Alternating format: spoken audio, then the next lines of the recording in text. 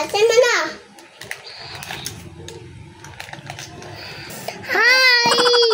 Okay, 1, 2, 3, go! Hi! Good afternoon! Okay guys, dumating ng aking in-order sa TikTok shop. Ayan, papakita ko sa inyo. Tablet tigat-gat.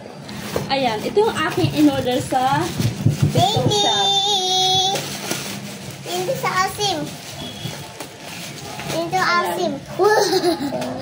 Ayan, sour head, super sour. Hindi ko alam kung tama yung pronunciation ko. Basta ganda. Sour head, super sour. Oh, dalawa lang, dalawa.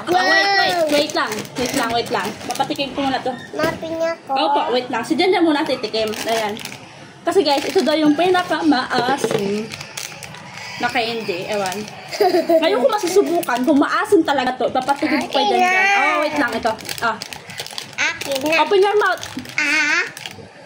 Dalawa muna, dalawa. Oh, no! Ma.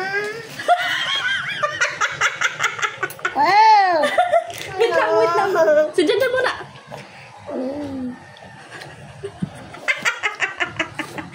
Sige mo, si Janjan. Kawan mo. Si Katyat muna. O, Kat, sa kabila ka. O, dito. Open your mouth. And then, kain.